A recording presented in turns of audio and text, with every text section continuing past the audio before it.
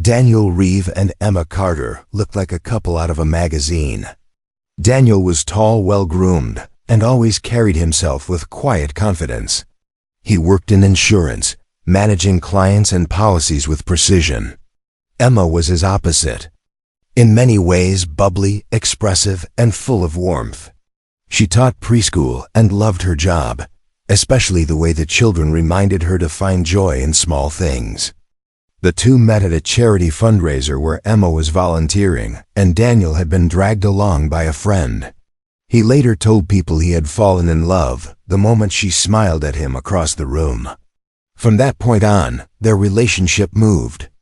Quickly, they went on weekend trips, celebrated holidays with each other's families, and shared everything on social media. Friends described them as ideal and completely in sync. Emma's family adored Daniel. He brought her flowers, remembered birthdays, and never raised his voice. To everyone watching, it was a wholesome, loving relationship. When Daniel proposed to Emma under a starlit sky during a weekend in the mountains, she cried with happiness. The engagement was brief. Emma didn't want to wait.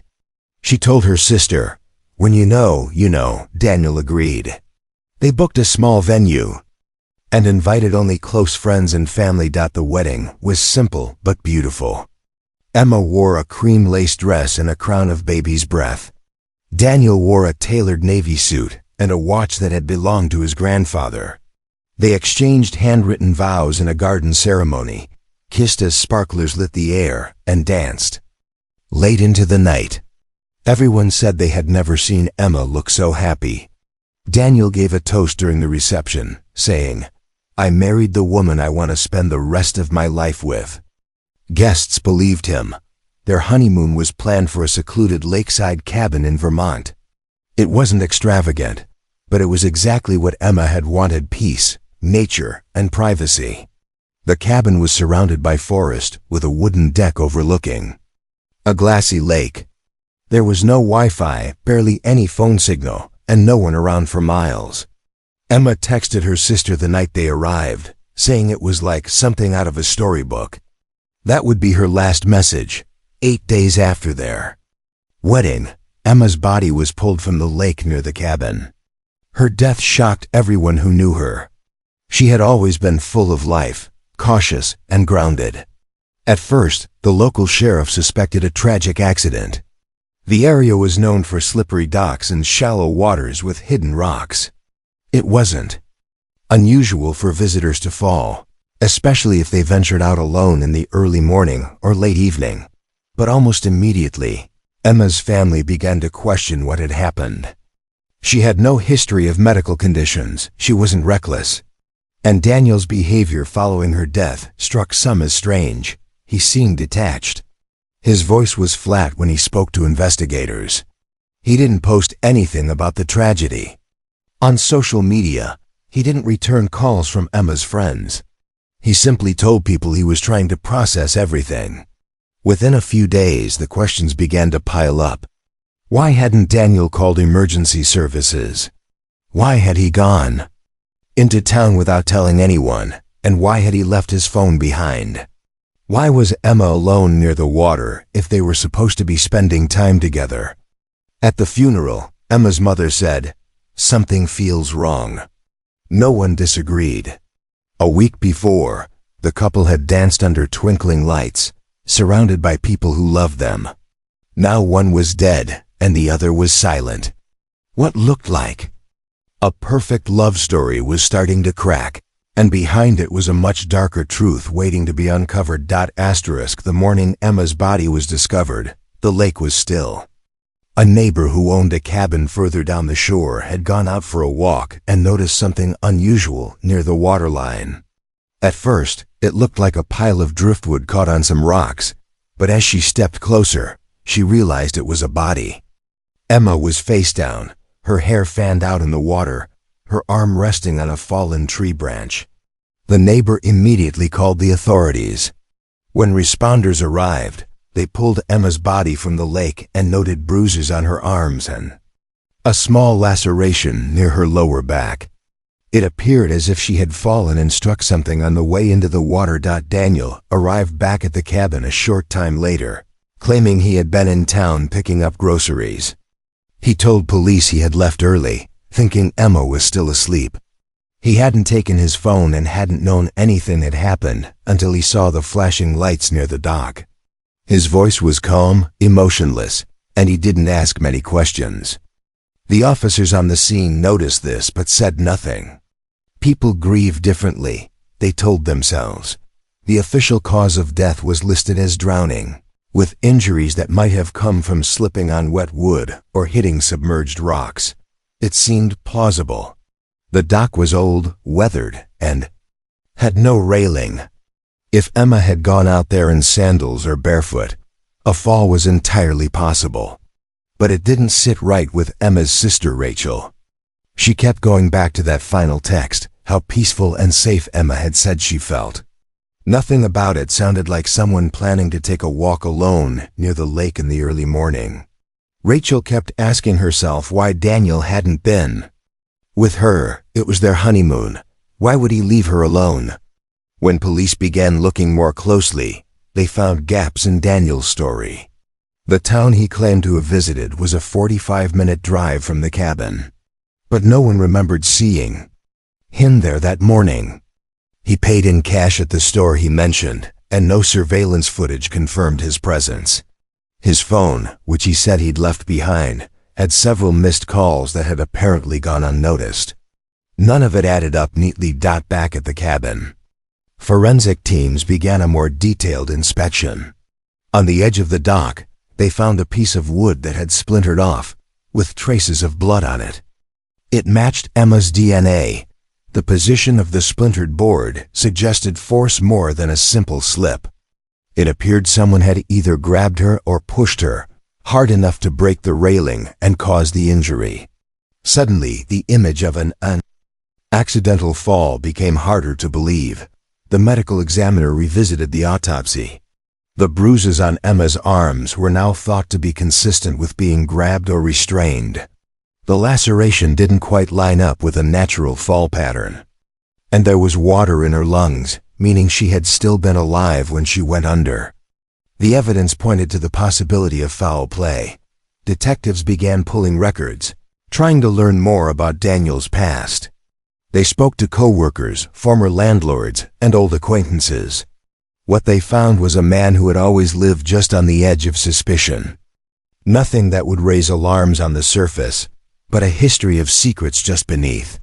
Combined with his lack of emotion, his vague story, and the inconsistencies at the scene, they now had reason to believe that Emma's death might not have been an accident at all. A hidden life was starting to emerge, and what had started as a quiet tragedy on a lake was quickly turning into something much more chilling. As the investigation deepened, authorities began to uncover details that painted Daniel in a far less innocent light. The first major discovery came when they obtained financial records connected to both Daniel and Emma, just 5 days before the wedding. Daniel had secured a life insurance policy on Emma valued at $500,000. The timing was alarming. The paperwork showed Emma's signature, but investigators quickly learned she had likely signed the documents without fully understanding what they were. Daniel had included them among a stack of other forms related to wedding planning and joint accounts, brushing off any questions by saying it was just standard financial stuff for married couples. Emma had always been trusting. She believed Daniel when he said he wanted to make sure they were financially secure. He told her it was for emergencies. She didn't ask further, and she never told anyone about the policy. To her, it had seemed like a responsible decision made out of love. But the reality behind it was far more sinister. Police began to scrutinize Daniel's financial history. They found that he had been drowning in debt for several years. His job as an insurance broker provided a steady income, but not nearly enough to cover the gambling debts he had quietly amassed over time. Records showed that he frequented online betting sites and had lost large sums of money. He had borrowed from friends, taken out high-interest loans, and even opened credit cards in someone else's name, a charge that had been quietly settled before going to court. He had also been sued by a former business partner over a failed startup that collapsed due to mismanagement and missing funds. That case ended in a settlement, but Daniel had never recovered financially. He had spent the last few years trying to maintain the appearance of stability, but in reality, he was barely staying afloat. For investigators, the motive was becoming clearer. Marrying Emma, a woman with a modest savings account and a clean credit history, presented Daniel with the perfect opportunity. With the life insurance policy in place, her sudden death would solve all his financial problems. He wouldn't just eliminate his debt, he would be set for years. The plan had all the signs of careful preparation, masked as romance. Emma's friends recalled that in the weeks leading up to the wedding, she mentioned Daniel being unusually focused on financial planning. He wanted to merge accounts quickly, set up wills, and take out additional coverage on their shared property. At the time, Emma thought he was being responsible. Now those same friends saw the signs they had missed. Further investigation uncovered another disturbing detail. Daniel had accessed Emma's email account 2 days after her death. Police traced a login to her inbox from the cabin's IP address. It appeared he had tried to delete certain messages, including correspondence with her bank and health insurance provider. It wasn't enough to go unnoticed, and it raised new suspicions about what else he might have been hiding. The narrative that had started as a tragic accident was now unraveling into something methodical. The policy, the debts, the sudden death, and the digital cover-up all pointed in one direction. Daniel had the motive, the opportunity, and now it seemed a pattern of manipulation behind him. He had built a house of cards on lies, and it was starting to collapse. Detectives shifted their focus. This wasn't about grief anymore, it was about justice. And with each new piece of evidence, the idea that Emma's death had been anything other than intentional was becoming harder to believe. The truth was revealing itself, and it was darker than anyone had imagined. As detectives continued to peel back the layers of Daniel's life, more disturbing pieces of his past began to surface. The turning point came when a woman named Leela stepped forward after seeing Emma's story on a local news segment. She contacted the police and claimed she had once been engaged to Daniel almost a decade earlier. Their relationship had ended abruptly, and until now, she had never spoken publicly about what had happened. Her account painted Daniel not as a grieving husband, but as a man who had always lived in deception. Leela told authorities that during their engagement, Daniel had gained access to her financial accounts under the pretense of helping her manage her student loans. Over the course of several months, she noticed strange withdrawals and unexplained credit activity.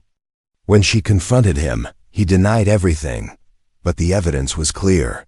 She ended the engagement, changed her accounts, and moved cities. She had considered pressing charges but ultimately decided to leave the past behind. Her warning was simple: Daniel was capable of anything if money was involved. Soon after, another woman came forward. She had dated Daniel for about a year in between his job changes. During their time together, he had encouraged her to get life insurance just in case, going so far as to bring brochures and application forms to her apartment. When she hesitated, he became distant and controlling. She ended the relationship before anything serious happened. At the time, she thought it was just odd behavior. Now she saw it differently. Daniel had a pattern, and Emma was the one who didn't get away. The discovery of a hidden wildlife camera provided the most damning evidence yet. The cabin where Daniel and Emma had been staying was owned by a retired couple who occasionally rented it out. A camera had been installed years earlier to monitor deer activity along the lakeshore. It was old, grainy, and partially hidden in the trees. When officers reviewed the footage, they didn't expect to find anything useful. But late one night, around the estimated time of Emma's death, the camera picked up the shadowy outline of two people walking toward the dock. The man appeared to be following closely behind the woman. Moments later, only one figure walked away. The video wasn't clear enough to identify faces, but the outline of the man matched Daniel's build, and the timestamp aligned perfectly with his claimed trip to town. It contradicted his timeline and placed him at the scene. More importantly, it supported the theory that Emma had not been alone when she entered the water. Police returned to the cabin to conduct a second sweep. This time, they discovered Emma's blood on a piece of broken railing near the dock's edge. The splintered wood was stained where her back injury had likely occurred. It now appeared that Emma had been pushed, not fallen. The evidence against Daniel was stacking up fast.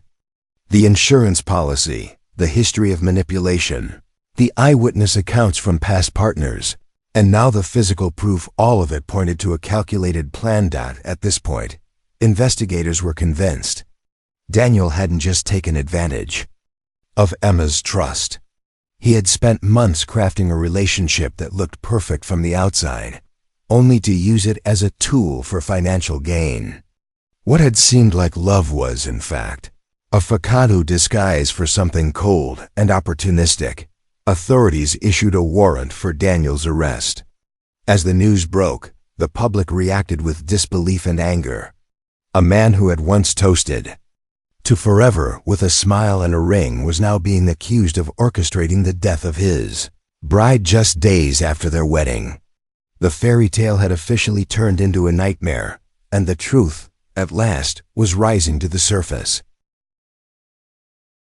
Daniel Reeves' arrest sent shockwaves through the quiet community and beyond. He had once been seen as a man in love, a husband starting a new life.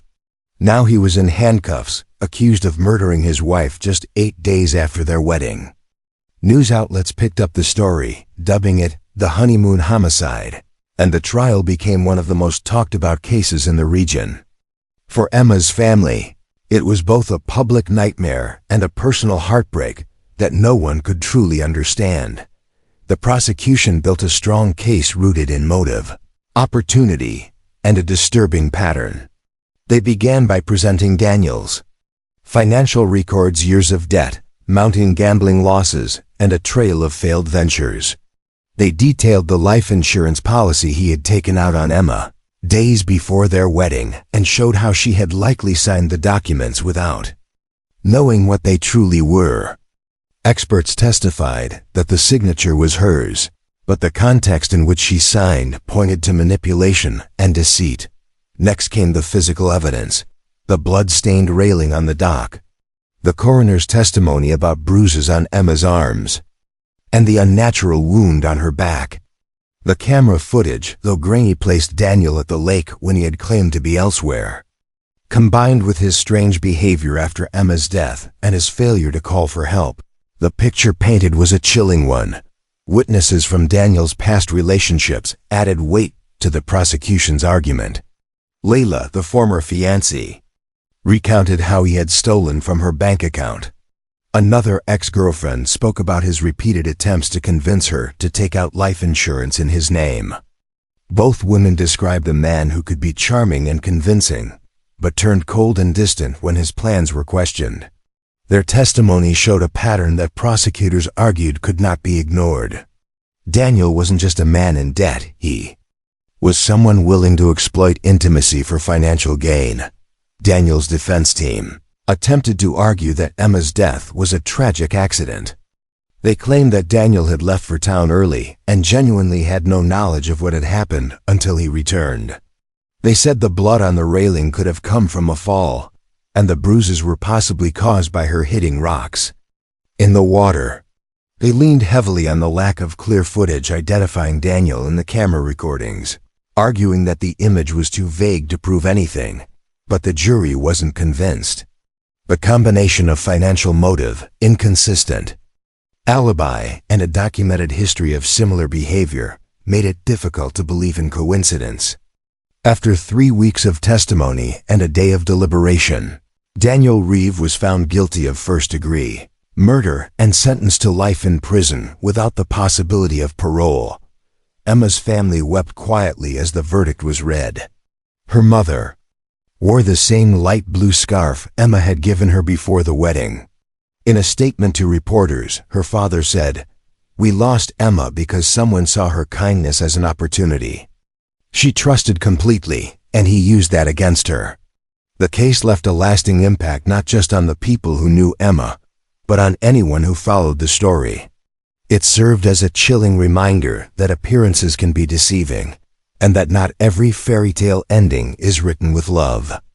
Daniel had promised a life together, spoken words of devotion, and smiled for cameras, only to turn around and end that life before it even began. Emma Carter had dreamed of forever, but forever was stolen from her by the very man she believed would protect it. In the end, it wasn't an accident. It wasn't fate. It was a decision. A cold, calculated one that destroyed a future filled with love and left only silence where vows had once been spoken.